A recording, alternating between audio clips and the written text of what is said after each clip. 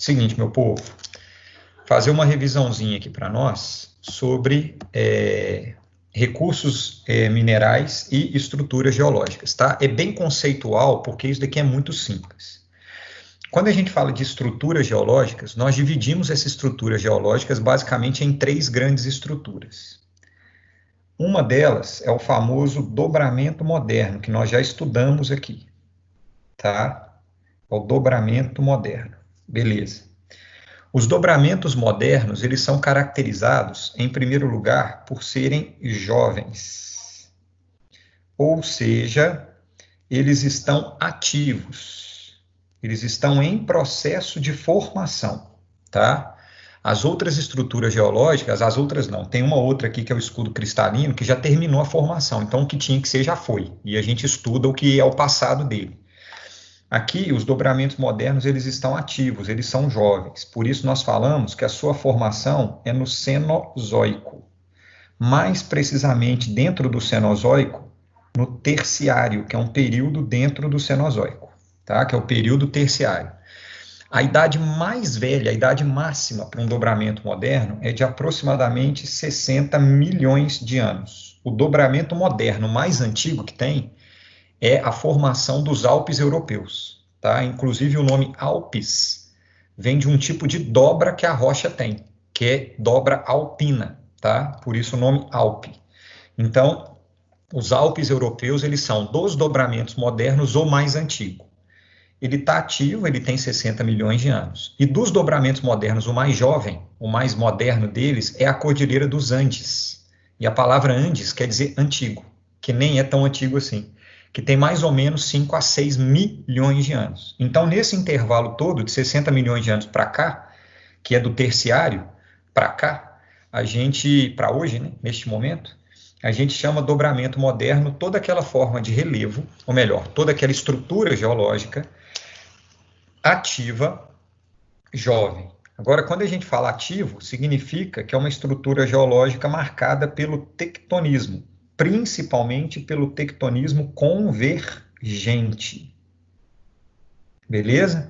Se a gente vai ter o tectonismo convergente atuando nessa região, significa que ela é formada, essa estrutura geológica, por rochas metamórficas, ou seja, rochas dobradas em função do tectonismo.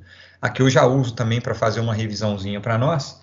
O tipo de tectonismo que dá origem a essas rochas, tipo de tectonismo não, o tipo de metamorfismo que dá origem a essas rochas metamórficas é o metamorfismo tectônico, também conhecido como metamorfismo tectônico ou metamorfismo regional, beleza? A gente trabalhou isso num exercício na semana passada. Então, metamorfismo regional. Esses dobramentos modernos, eles são identificáveis visualmente, você não precisa olhar o tipo de rocha que tem nele, você identifica no visual esse dobramento moderno. Quando a gente observa, eu não vou fazer o desenhozinho tão bonitinho igual eu fiz na aula sobre isso, não. Quando a gente observa a forma de relevo, é o seguinte, o relevo é o que a gente enxerga, tá? A estrutura geológica é o recheio, é a rocha que compõe aquele relevo. Esse relevo aqui, ele recebe o nome de cordilheira, é o relevo, ou cadeia de montanha. Isso é o relevo, é o que a gente enxerga, tá? Esse relevo, ele é a casquinha, ele é o visível, e o recheio dele é a estrutura geológica, dobramento moderno, já que essas rochas foram dobradas por tectonismo, rochas metamórficas, metamorfismo regional, de forma extremamente recente, por isso ele é chamado de moderno. Isso é uma estrutura geológica, dobramento, que tem sua forma de relevo caracterizada por cordilheira ou cadeia de montanha. O relevo é o visível. A gente consegue identificar isso, então, por um elemento básico, que é o pico, que é a forma do relevo. O relevo jovem, ele é caracterizado por ser pontiagudo, ou seja, é um relevo que sofreu pouca ação dos agentes exógenos, dos agentes externos. Por exemplo, o intemperismo, as aulas que vocês estão assistindo essa semana, e a erosão, que são as aulas da semana que vem. Esses agentes exógenos, eles são responsáveis por arredondar as formas de relevo. Quanto mais velha for a forma de relevo, mais redondinha ela é. Então, quando a gente tem rochas jovens, é pontiagudo porque não foi arredondado ainda. Poderá vir a ser arredondado no futuro, tá? Dúvida nessa estrutura geológica, gente? Tranquilo? Então tá. A segunda estrutura geológica é o que nós chamamos de escudos cristalinos. Pessoal, quando a gente fala em Enem, tá? Principalmente porque o Enem, historicamente, cobra matéria, geografia vinculada ao Brasil, essencialmente. Quando a gente fala do Enem, o Enem ele vai tratar das estruturas geológicas brasileiras. No Brasil não tem dobramento moderno, porque no Brasil não tem tectonismo ativo, tá? No Brasil vai ter escudo cristalino. Então, muitas questões do Enem tratam sobre escudos cristalinos. Por quê? Os escudos cristalinos são formas velhas, que a gente chama de formas maduras. Então, os escudos cristalinos, eles são maduros. Portanto, eles são inativos tectonicamente. Ô Bruno, qual que é o nome que pode cair nos vestibulares de formas que são inativas tectonicamente ou que nunca sofreram tectonismo na sua história?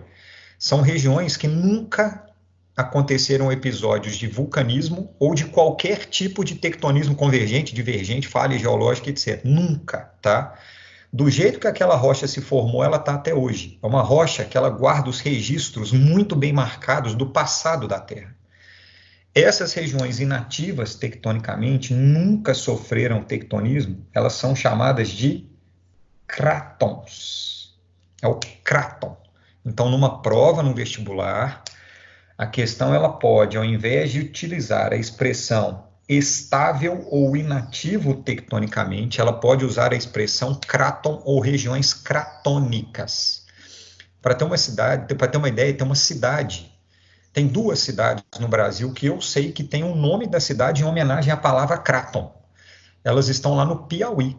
Uma cidade chama Cratu e outra cidade chama Crateús. Eu já tive, inclusive, em Crateús. Eu falei Piauí, falei errado, tá, gente? São cidades no Ceará, tá? Não é no Piauí, não. Cratu e Crateús são duas cidades, uma pertinho da outra, que tem um nome em homenagem ao Craton do Nordeste. Tá? Que é uma área de estabilidade geológica. Eu não sei se quem mora nessas cidades sabe que o nome é por causa da estrutura geológica da região, mas é uma região estável tectonicamente, nunca sofreu nada.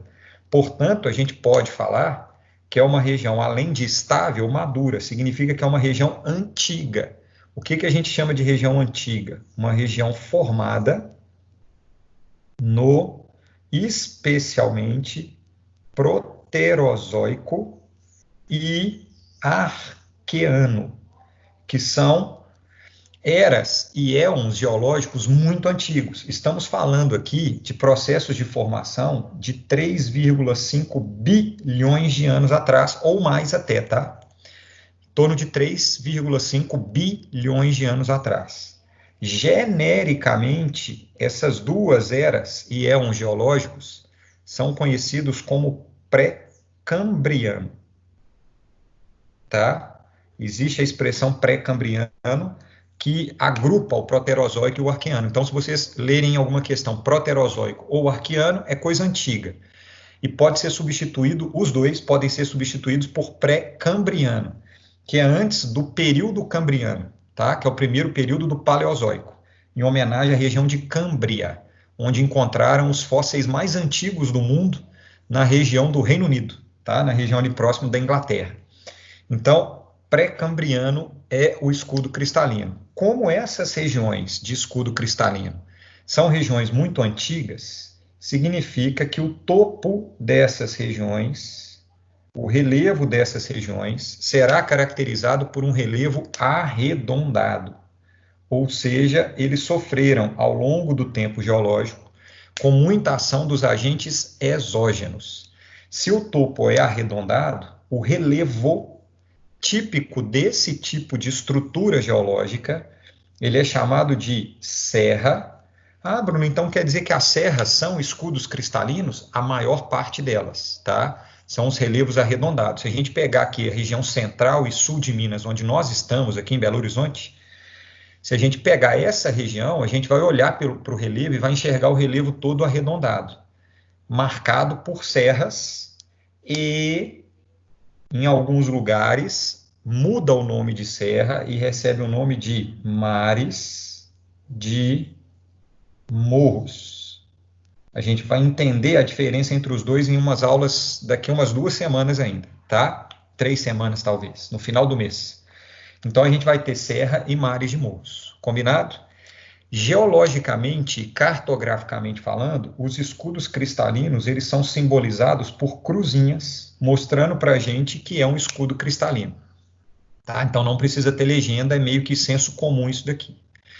Só que os escudos cristalinos, em algum momento, eles podem ter sofrido o tectonismo, tá? Se eles sofreram tectonismo em algum momento, significa que eles não são escudos cristalinos mais. Se em algum momento sofreram tectonismo, significa que eles não são mais escudos cristalinos, porque para ser escudo cristalino tem que ser um cráton. Se eles sofreram tectonismo, eles passam a ser chamados de maciços antigos, beleza? Os maciços antigos são escudos cristalinos modificados tectonicamente. Presta atenção no que eu vou falar aqui agora, tá? Presta muita atenção, porque isso eu acho que eu não falei na aula gravada, tá? Então serve como uma revisão excelente aqui para nós. Os escudos cristalinos que sofreram tectonismo hoje são chamados de maciços antigos. Agora viaja comigo. Os maciços antigos, eles são, na verdade, uma interseção, um conceito que conecta o escudo cristalino com o dobramento moderno. Porque vamos pensar que lá no passado, há 2, 3 bilhões de anos atrás, um determinado lugar que era um escudo cristalino sofreu movimento convergente de placa tectônica.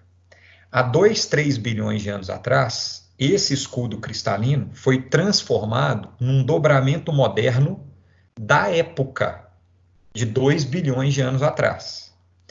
Por algum motivo, esse dobramento, esse tectonismo, ele parou de acontecer.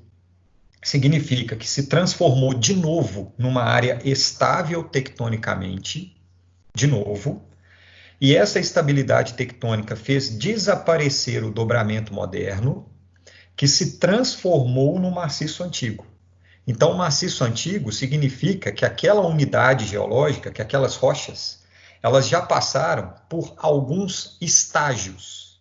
Primeiro de estabilidade, era um cráton, sofreu tectonismo convergente, virou um dobramento moderno, só que lá 2 bilhões de anos atrás, 2 bilhões e meio, 3 bilhões de anos atrás, e esse tectonismo, por algum motivo, parou, e aquele relevo passou a ficar exposto aos agentes externos e foi sendo arredondado. Isso daqui foi sendo transformado nisso daqui.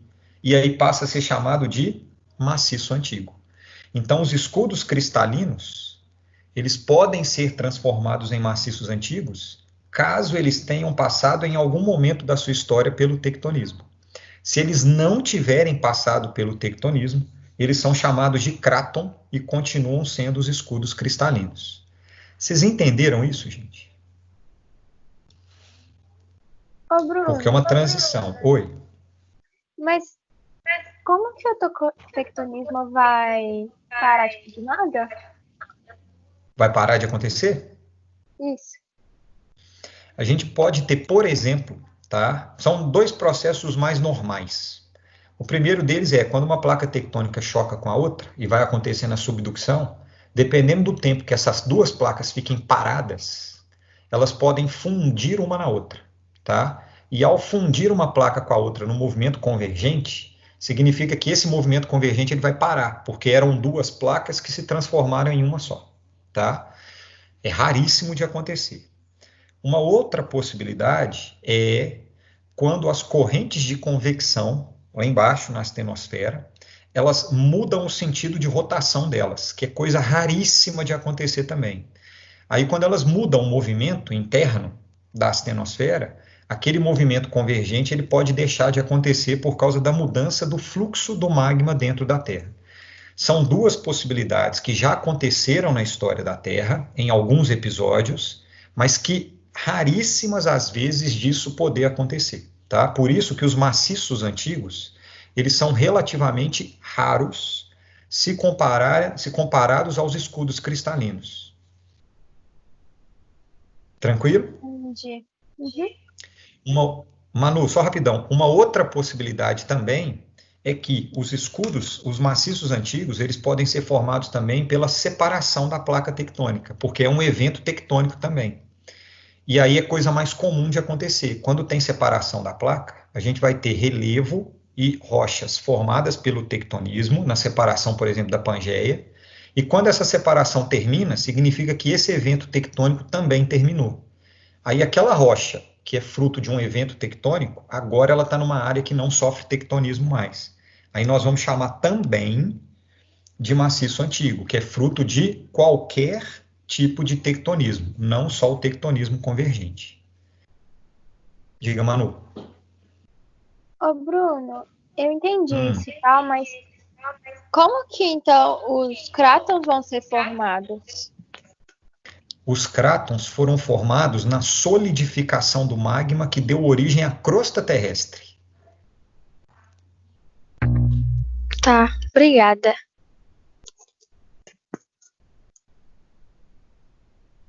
Sim? Entendi, Bruno, obrigada. De nada. Mais alguma dúvida, pessoal? Esses maciços antigos, meu povo, no caso do Brasil, como eles tiveram eventos tectônicos no passado, eles são chamados de cinturões, são áreas, são faixas orogenéticos. Eu já falei isso daqui em outros episódios, tá? Que são faixas no território brasileiro que já sofreram tectonismo no passado, tanto tectonismo convergente quanto tectonismo divergente. Em 2012, eu tenho inclusive o livro aqui em casa, ele está lá embaixo, então eu vou mostrar para vocês, chama Geossistemas. Nesse livro, os geólogos, eles fazem pela primeira vez uma descoberta, vamos falar, não foi no livro que eles fizeram, mas foi a primeira vez que eles enunciaram, que eles contaram essa descoberta, que aqui no Brasil, quando foi formar a Pangeia, quando os continentes se encontraram para virar a Pangeia, o Brasil e a África se chocaram. Existiam dobramentos modernos na época, aqui no Brasil, especialmente na região onde hoje é São Paulo, Rio de Janeiro, os estados mais litorâneos do Brasil, que elas chegavam a ter, segundo esse livro, até 12 quilômetros de altitude. Era mais alto do que o Monte Everest. Então, daqui de Belo Horizonte, a gente teria no horizonte essa grande cadeia de montanhas, esse grande dobramento moderno, na época, né, que hoje é um dobramento antigo. Quando a Pangeia se separou, esses relevos elevados, eles ficaram expostos aos agentes externos e foram sendo desgastados. E hoje viraram Serra do Mar, viraram Serra da Mantiqueira, eles foram virando outras unidades de relevo, mais rebaixados, com 2.000 metros de altitude mais ou menos, 2.500, e com o topo arredondado em função dos agentes exógenos. Então, no Brasil, a gente já teve muito tectonismo, já teve dobramento moderno, que hoje, pela falta de tectonismo, são os maciços antigos. Como esses escudos cristalinos e maciços antigos, eles são muito antigos, significa que todos eles, os escudos e os maciços, eles sofreram ao longo da história, sofreram muitas modificações químicas. Modificações químicas, principalmente pela reação ou por reações com a água e a atmosfera, o ar atmosférico. E essas reações químicas com a água e a atmosfera, dessas rochas, ao longo de bilhões de anos, com água, com a atmosfera, com micro-organismos, etc., produziu a formação, ficou ruim, né? Formou Os minérios. Os minérios, meu povo, eles são caracterizados, basicamente, pela oxidação dos metais presentes nas rochas e no solo. Para um metal, na natureza, oxidar e ter viabilidade econômica, que é um minério, ser muito metal oxidado no solo ou na rocha, ao ponto de poder ser extraído economicamente, isso demanda de muito tempo. Por isso que todo lugar que tem minério é lugar antigo. Por isso que os minérios, ferro, alumínio, o ferro é chamado de hematita, o alumínio é chamado de bauxita, o ouro, o zinco, o nióbio, o manganês e por aí vai, todos eles são encontrados somente em terrenos muito antigos. Por isso os escudos cristalinos e os maciços antigos. A gente vai ter a formação do Fe2O3 e, que são os principais que existem no mundo, Al2O3, ferro e alumínio, que é o minério de ferro, a hematita, tem esse nome por ser vermelho e ter muito ferro, em homenagem à hemácia sanguínea, e o Al2O3, que é a bauxita, que é o minério do qual se extrai o alumínio. Por isso, eles só são encontrados em terrenos muito antigos, tá? Por isso, são encontrados em maciços antigos ou em escudos cristalinos. No Brasil, a gente tem quadrilátero ferrífero, a gente tem a Serra dos Carajás no Pará, a Serra do Navio no Amapá, o maciço do Urucum na região do Mato Grosso do Sul, algumas extrações no Mato Grosso, no Nordeste, no Planalto da Borborema, que são regiões ricas em minério em função de serem unidades de escudos cristalinos ou de maciços antigos. Dúvida, pessoal? Bom, a terceira unidade ou estrutura geológica são as bacias sedimentares. As bacias sedimentares, elas são muito simples de serem entendidas, porque elas são fruto, depois de quem entendeu formação de rocha sedimentar, então fica mais fácil ainda, elas são fruto do processo de desgaste de outras rochas, dos dobramentos, dos escudos e dos maciços, ou até mesmo de algumas bacias sedimentares. Então, as bacias sedimentares, elas são jovens, é uma unidade geológica jovem. Estamos falando de bacias sedimentares que elas podem transitar do Paleozoico, aí a gente tem bacia sedimentar antiga, tá? Relativamente, até o Cenozoico, com bacias sedimentares em processo de formação, tipo uma bacia amazônica, tipo a bacia sedimentar do litoral. A praia, por exemplo, é uma bacia sedimentar, até aquela areia da praia, é um processo de formação de bacia sedimentar que está ativo, aquele processo de deposição. Então, a gente está falando de unidades geológicas aqui que vão transitar mais ou menos de 500 milhões de anos até hoje. Tá? Então, são unidades geológicas relativamente jovens. O mais jovem de todos é o dobramento moderno, que são 60 milhões de anos até hoje. Depois vem as bacias sedimentares, 500 milhões de anos até hoje. E os escudos cristalinos e os maciços antigos, os mais antigos, que a gente está datando aqui de alguns bilhões de anos. Elas são formadas exclusivamente por rochas sedimentares, claro, né, uma bacia sedimentar. E a gente consegue identificar essas bacias sedimentares de maneira muito simples, pela forma que essa bacia sedimentar tem no seu relevo. Então, por exemplo, se eu coloco de um lado aqui o relevo arredondado, podendo ser um escudo ou maciço antigo, e do outro lado, um desenho parecido com o que eu fiz na aula gravada, eu coloco aqui um relevo pontiagudo, um dobramento, por exemplo, a gente vai ter nas regiões mais rebaixadas, conhecidas como bacia, por isso é uma bacia, tá? É a região mais baixa. A gente vai ter aqui, deixa eu fazer de uma cor diferente aqui para ficar bonitinho, a deposição dos sedimentos originados do desgaste das outras unidades geológicas. Então, a gente vai ter aqui a formação de uma bacia sedimentar, fruto da erosão das regiões altimetricamente mais elevadas e a deposição desse material nas regiões mais rebaixadas. Beleza? Se eu coloco a cruzinha aqui, eu estou mostrando que é uma região de escudo ou maciço, e se eu coloco o relevo pontiagudo, podendo colocar algumas dobras aqui, ó, eu estou identificando que é a região de um dobramento. Para dar um exemplo prático... Oi, fala.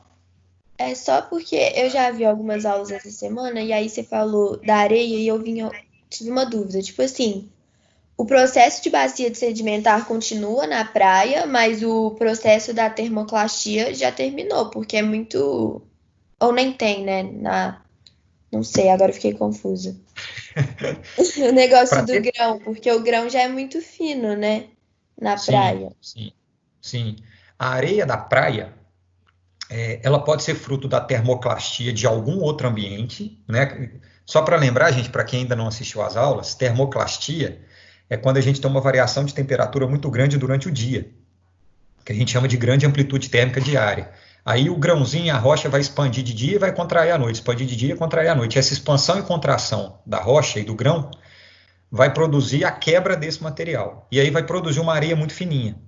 A areia da praia, ela pode ser fruto de termoclastia em algum outro lugar, e essa areia foi transportada para a praia pelo vento ou por rios, mas via de regra, a areia da praia, ela é produto do intemperismo da água, da ação da água desgastando, desfazendo, desintegrando rochas e minerais e produzindo areia.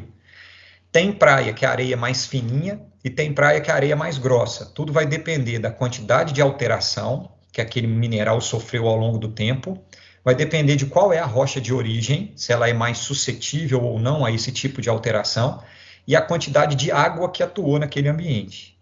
Raramente, Gabi, a gente vai ter praia com sedimento, com um grãozinho de areia, fruto de termoclastia. Raramente, porque a termoclastia ela normalmente acontece em ambientes mais secos, onde não tem água, claro, normalmente nos desertos, tá?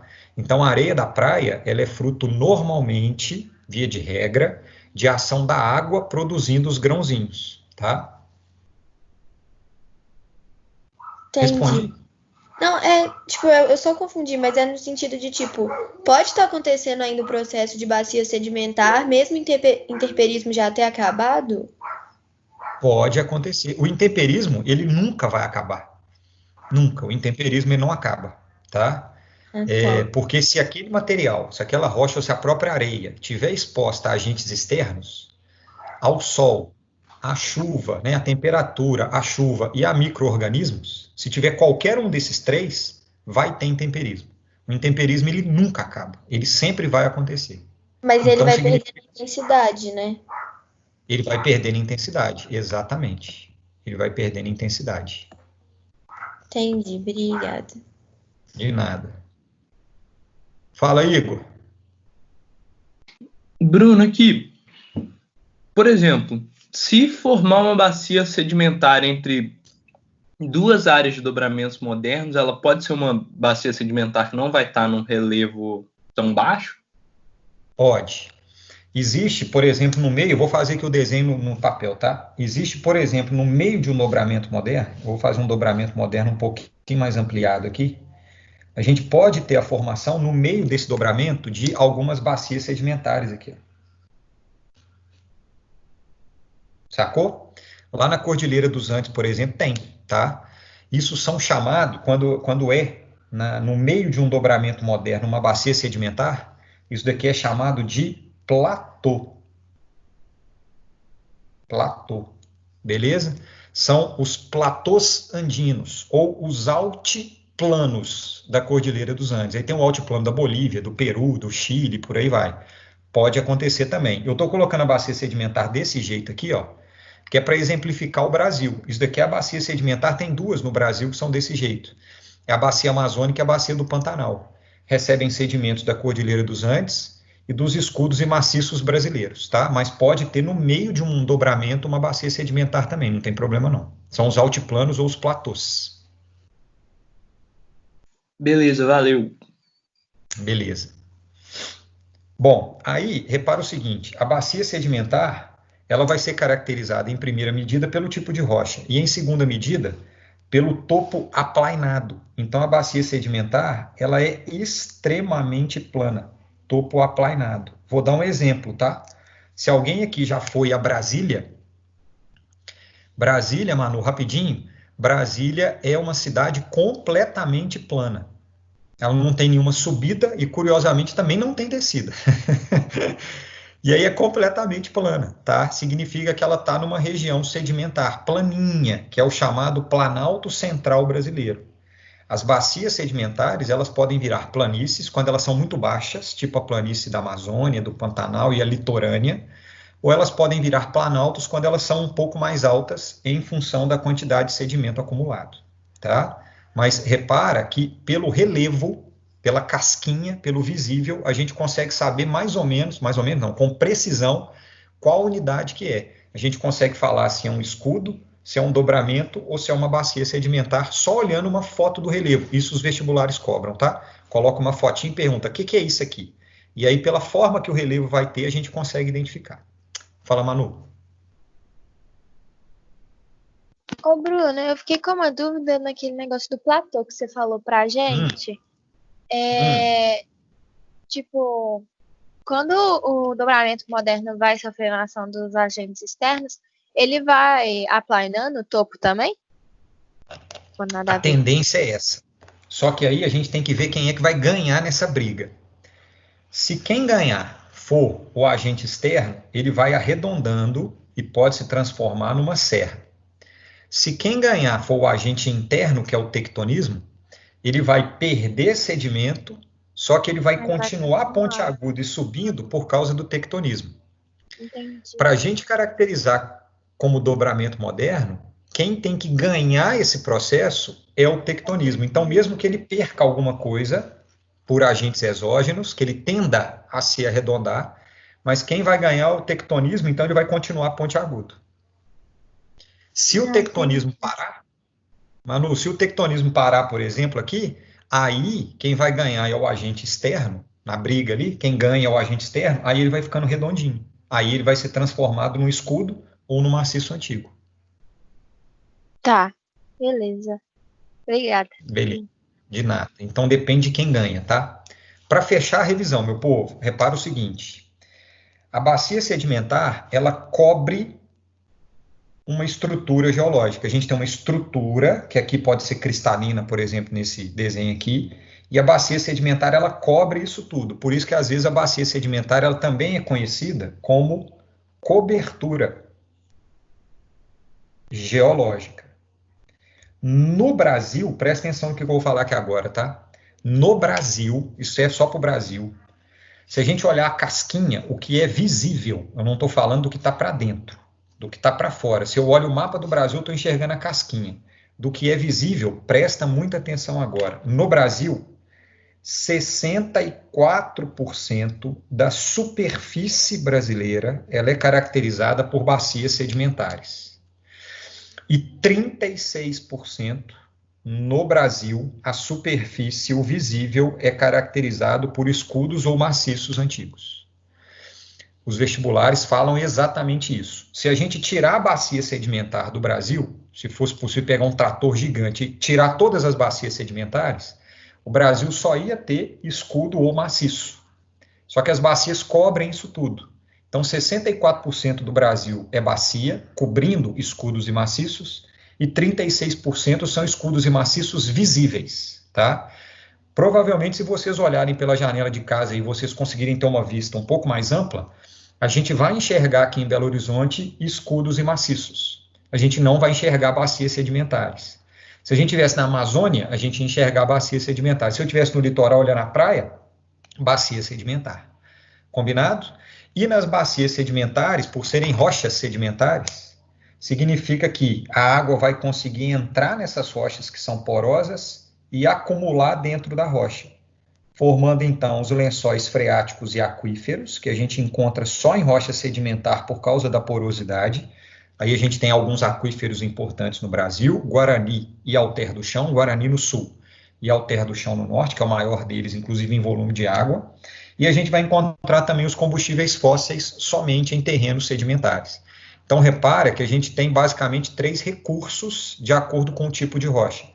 Ou serão os minérios em terrenos antigos de escudos e maciços, ou serão água ou combustível fóssil em terreno sedimentar.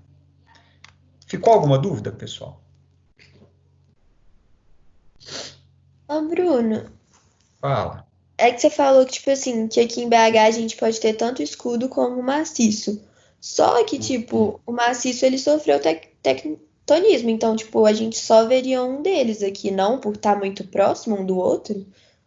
Depende da amplitude da nossa visão, tá? Vai variar muito. Eu, por exemplo, onde eu moro aqui, eu tenho a vista daqui de casa, eu consigo enxergar muito longe, tá? É num lugar mais alto, então eu enxergo distante pra caramba. Eu consigo ver um relevo fruto de tectonismo, fruto de orogênese, tá? E relevos frutos apenas da erosão, que é escudo cristalino. Aqui de casa eu consigo enxergar tudo porque eu tenho uma amplitude de visão muito grande.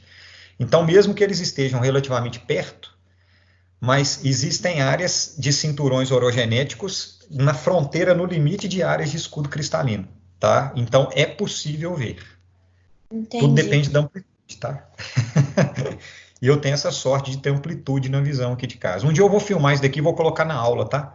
Vou filmar o relevo para falar desse negócio de serra, de relevo, que eu vou filmar da janela aqui de casa. Entendi, obrigada. De nada. Foi, meu povo? Tranquilo? Bom, agora eu vou para a correção dos exercícios, tá? A gente tem 5 minutinhos de aula aqui, então eu vou espelhar a tela aqui do computador para a gente fazer a correção do exercício e uma questão do simulado que o pessoal pediu. Ô, Gabi, você ainda não fez o simulado, eu vou corrigir uma questão, tá? Eu vou te avacalhar nessa daí. Não, eu fiz rapidinho aqui. Ah, você já fez? Fiz. Uai, que bom, você tá demais, hein? Foi assistindo aula e fazendo simulado. Que é isso? Então, beleza. Legal. Então, é o seguinte, vou compartilhar a tela aqui com vocês. Pronto, tá todo mundo vendo. São só 3 questões aqui, por isso é rapidinho, galera. É a questão 2, a 4 e a 7, tá? Bom, a questão 2, ela fala assim, ó, a exploração dos recursos minerais do território brasileiro tem papel fundamental na economia do país e no mercado de commodity. Commodities são os produtos primários comercializados no mercado mundial. É minério, é agricultura, pecuária, petróleo e combustíveis fósseis, isso tudo é chamado de commodity. Associa adequadamente o produto primário à formação relacionada. Na revisão que eu fiz aqui agora, eu acho que a gente teve uma noção bem legal, olha só. O primeiro parênteses, também conhecida como bauxita. Meu povo, bauxita é o minério do qual se extrai o alumínio. Então, o primeiro parênteses aí é o número 3, tá? E o Brasil possui importantes jazidas localizadas no estado do Pará, que é o estado que mais produz alumínio no Brasil, principalmente na região da Serra dos Carajás, no Vale do Rio Trombetas, no Pará também, tá? O segundo parêntese, tem sua exploração no chamado quadrilátero central. Quadrilátero, gente, mesmo que esteja central, aí só pode ser o quadrilátero ferrífero, tá? Sendo que sua produção destina-se ao abastecimento da siderurgia, que vai transformar o minério de ferro em ligas metálicas. Então só pode ser o número 1, que é o minério de ferro. O terceiro, a lavra gera impacto ambiental pelo uso do mercúrio na sua exploração. Lavra é de onde se extrai o ouro, né, a mina de ouro, e o ouro é separado de outros minerais na natureza usando o mercúrio, que é um metal pesado que contamina a água, solo e etc. Então a resposta correta na questão 2 fica a letra D, de dado 3, 1 e 2. Então alumínio, ferro e ouro, beleza? A questão 4, essa daqui, ó, mostra pra gente, no mapinha do Brasil, as regiões de bacia e de maciços e escudos. As bacias são os mais escuros, tá? É o relevo mais escuro aqui, que eu estou mostrando com a setinha, tá? Essas unidades um cinza mais escuro são as bacias. E o mais clarinho são as estruturas de escudos e maciços antigos. Repara que a gente vai ter, basicamente, nesses escudos e maciços antigos, pela legenda, alumínio, ferro, manganês, ouro. E nas regiões de mais escuro aqui, que são as bacias, a gente vai ter petróleo, por exemplo. Claro que em algumas bacias, pessoal, a gente pode encontrar minerais metálicos. Quando você fura a bacia, você chega no escudo cristalino. Então, a gente pode ter em grandes profundidades alguns metais disponíveis. Mas, basicamente, nas bacias litorâneas, a gente vai ter combustível fóssil, lá na Amazônia tem um pouquinho aqui, e vai ter sal, que é o que está tracejado aqui. No caso do Brasil, o sal só é explorado como sal marinho, tá? Então, o que o pessoal faz? Pega a água do mar, coloca em alguns reservatórios, espera essa água evaporar e pega o sal que está lá dentro para poder vender para a gente. Então, a maior parte do sal que a gente consome no nosso dia a dia é fruto de sal marinho, tá? É sal do oceano. Tanto é que você pegar lá no pacotinho de sal, tá escrito lá, sal marinho, tá? Aí vem o item 1. Os principais recursos minerais brasileiros, como ferro, bauxita e manganês, são utilizados como commodities, ou seja, exportados in natura para indústrias de transformação no exterior. É o que acontece especialmente no quadrilátero ferrífero e na Serra dos Carajás, quando eles exportam minério in natura, né, eles extraem da natureza e vendem num valor relativamente baixo, para que empresas do exterior, sobretudo na China, hoje na relação comercial com o Brasil, possam transformar nos metais que eles quiserem. O 2, isso que a gente chama in natura, tá? Sem transformação. O 2, a maior parte da extração mineral no Brasil ocorre em áreas de escudos cristalinos devido à diversidade de minerais e rochas que compõem essa litologia verdadeira. Escudos cristalinos, a maior parte dos minerais são extraídos de lá, tá? Por terem diversidade de rocha, diversidade de mineral, por serem antigos, terem quantidade de minério, basicamente a oxidação dos metais em grande quantidade. 3, a extração do sal em território brasileiro é totalmente realizada em áreas litorâneas que estão em contato com bacias sedimentares, que são as bacias sedimentares litorâneas, e aí o pessoal extrai o sal marinho dessas regiões. E 4, a mineração pode ser considerada uma das atividades humanas que mais causa impacto ao meio ambiente. Verdade é o impacto no relevo, na extração mineral, em cavar e criar mina, é um impacto sobre água, impacto sobre biodiversidade, impacto sobre sociedades naquela região, tá? Então, o impacto ambiental e social é relativamente alto. Então, todas são verdadeiras, a resposta é a letra E. E para terminar nessa lista de exercícios, a questão 7. O item 1 fala assim, ó, os minerais metálicos estão localizados em áreas de escudos cristalinos, onde há predominância de rochas magmáticas e metamórficas. Perfeito. Não é rocha sedimentar, porque rocha sedimentar é nas bacias sedimentares. 2. Nas bacias sedimentares são encontrados combustíveis fósseis derivados de restos de animais e plantas que foram soterrados junto aos sedimentos que originaram as rochas sedimentares. Perfeito. 3. Em função da formação mais recente de menor custo de exploração, os combustíveis fósseis tornam-se mais atrativos que os minerais metálicos. Falso. A atração dos combustíveis fósseis não está em ser mais recente ou ter menor custo. Está na demanda que os combustíveis fósseis têm, assim como os minerais metálicos na demanda que eles têm. Na verdade, os dois são altamente demandados, né? Um para energia e outro para matéria-prima. 4. Então a 3 é falsa. O Brasil apresenta problemas associados à geração de energia em virtude da ausência de dobramentos modernos. Nós não temos dobramentos modernos e não temos problemas de geração de energia. Uma coisa não tem relação com a outra. 5. No quadrilátero ferrífero, os combustíveis fósseis são encontrados em abundância em função das características geológicas. Não tem combustível fóssil aqui no quadrilátero, porque aqui é um escudo cristalino ou maciço antigo, então a gente vai ter mineral metálico. Combustível fóssil é em bacia sedimentar. Beleza? Vou fechar aqui agora, que eu vou compartilhar com vocês, para fechar com chave de ouro, o simulado, tá? Então, aqui agora a gente tem um simulado, que foi a questão que o pessoal pediu. A única questão do simulado pedida foi a questão 6, que está aqui falando sobre rompimento de barragem. Nesse caso, é o rompimento da barragem de Fundão, que é a barragem da Samarco, que rompeu em Mariana, né, 2015. É o córrego do Feijão, vou seguir aqui com a setinha, e ele deságua no Rio Doce. Então, se for pegar a cronologia, 6 do 11, 7 do 11, 8 do 11, 9 do 11, 10 do 11, a gente tem a sequência dos rejeitos seguindo pela bacia do Rio Doce, em Minas Gerais, entrando no Espírito Santo, até desaguar em Linhares, no Espírito Santo. Por isso, esse desastre ambiental é talvez o maior desastre ambiental da história da humanidade, porque ele pega tanto a escala local, onde rompeu a barragem, a escala regional, que é toda a bacia sedimentar e 2 estados brasileiros, Minas Gerais e Espírito Santo, até a escala global, que é quando você joga o rejeito no oceano. Significa que esse rejeito ele vai circular pelo oceano globalmente. Então, a gente tem 3 escalas de impacto. Raramente um desastre ambiental atinge essas 3 escalas de impacto, local, regional e global, raramente. Por isso, a gente pode falar de um dos maiores desastres ambientais da história da humanidade. E aí repara que quando o rejeito cai no rio, que é esse que está escuro aqui, o rejeito ele vai seguindo para baixo, né? Porque a água na natureza ela vai para baixo, ela vai em direção ao oceano. Esse para baixo que eu estou falando chama-se, tecnicamente, a jusante. Jusante é no sentido que a água flui. Montante é no sentido da nascente. Então, se eu sigo com a setinha aqui, no sentido do rio até o oceano, eu estou no sentido jusante. Se eu vou ao contrário, no sentido contrário do fluxo da água do rio, eu estou indo no sentido montante. Então, o desastre ambiental, nesse caso, ele afetou a jusante do rio, para baixo do rio. Ele não afetou para cima. Quem está aqui para trás, onde está a legenda aqui, barragem de rejeito, não sofreu nenhuma alteração.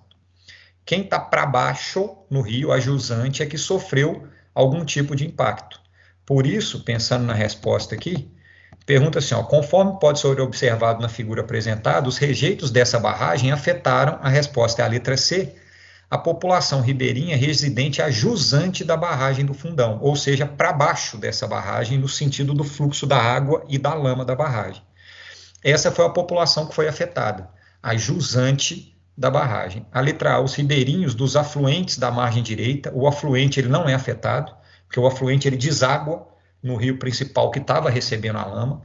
Os municípios banhados pela bacia do Rio Doce em Minas Gerais, nem todo município banhado pela bacia foi afetado, somente quem estava ao longo do rio, tá? A bacia ela compõe todos os rios que desaguam nesse Rio Doce, então nem todos foram afetados. A letra D, principalmente a população dos municípios de Barbacena e Viçosa. Se a gente olhar no mapa aqui, ó, Barbacena e Viçosa, Viçosa está aqui, ó. Barbacena está aqui, na setinha. E eles não foram afetados, porque quem foi afetado é só onde passou a lama, que é o que está preto aqui, só entre aspas, tá? E o Rio Doce, seus afluentes, a montante da barragem do Fundão em Santarém. A montante, gente, é pensar para trás da barragem, na parte mais alta. Esse pessoal que estava na parte mais alta, que é a montante, ao monte, não foi afetado. Só quem estava na parte mais baixa, a jusante do rio. Beleza? Bom, com isso, a gente finaliza a explicação.